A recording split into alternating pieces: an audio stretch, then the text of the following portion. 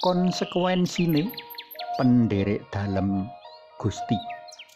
Panglimbang 5 menit dina Setulegi tanggal 24 Mei taun 2020 kapetik saka Injil Yohanes bab 15 ayat 18 tekan ayat 21. Mbok menawa warta iki wis kedaluwarsa marga dumadi ing taun 2018. Aku ya ora ngerti perkembangan sak banjuri. Nanging minangka prastawa sejarah intoleransi ndak kira becik padha kita mangerteni. Surat kabar BBC Indonesia atur pelapuran menawa sawijining aksi sosial gereja Santo Paulus ing Kabupaten Bantul, Yogyakarta kapeksa kabatalake marga kaanggep upaya kristenisasi dening sawetara kelompok Islam setempat. Ing papan iki uga nate dumadi penolakan atas sawijining camat pangrasuk agama Katolik. Agnes Dwi Rusiati, Koordinator Aliansi Nasional Bhinneka Tunggal Ika (ANBTI), ngandhakake menawa ing taun 2017 saora-orane dumadi 10 kasus intoleransi ing Kukuban Yogyakarta kang durung ana tindak lanjut penanganane.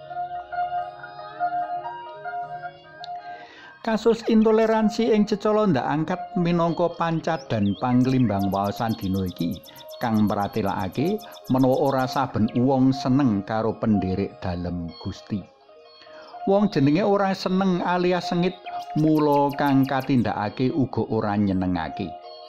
Kang ana ing pikirane wong-wong mau amung rasa serik lan cubriya. Kabeh kaanggep ala nadyan sak temene kencana ananging katone wingko. Muga-muga wae pihak berwajib kang mbawahi laladan dumadine prastawa-prastawa intoleransi iki wis tumandang.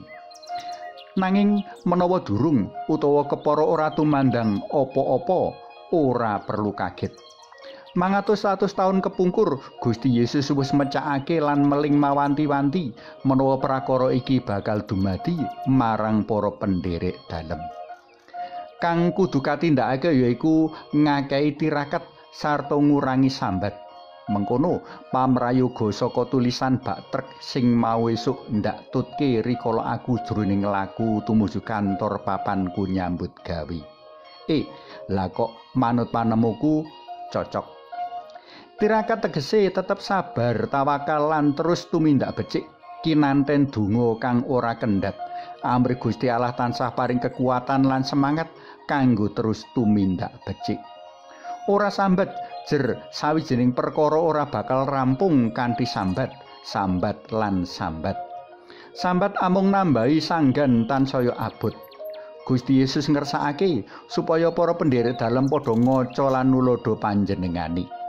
Gusti Yesus ngersakake supaya para penderek dalem padha sinau lan kakuatake dening sikap dalem jroning ngadepi sangsara ing Gosida kang kabeh iku dumadi uga merga saka serik lan sengite wong-wong Yahudi marang panjenengane.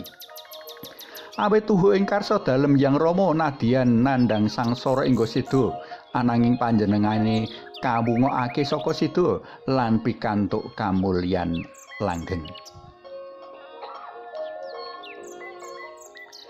Para tresna pelem kinasih, aja cilik ati rikala nandhang maneka warna pepalang lan pangreri duning ayan iman kapitayan. Kejaba kita bisa sinau lan nyuwun kekuatan marang Gusti Yesus kang luwih dhisik nandhang sangsara ananging Gusti Yesus uga ora bakal negakake kita. Panjenengane bakal nyawisake papan mulya langgeng kanggo kita kabeh.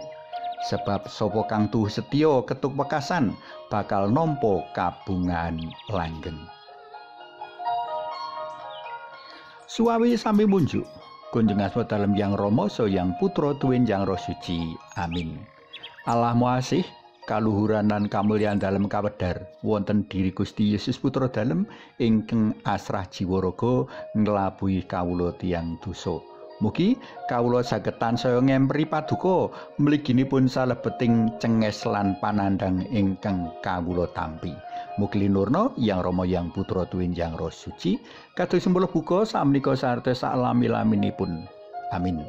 kunjung asma dalem Yang Rama, so Yang Putra, duweni Yang Roh Suci. Amin.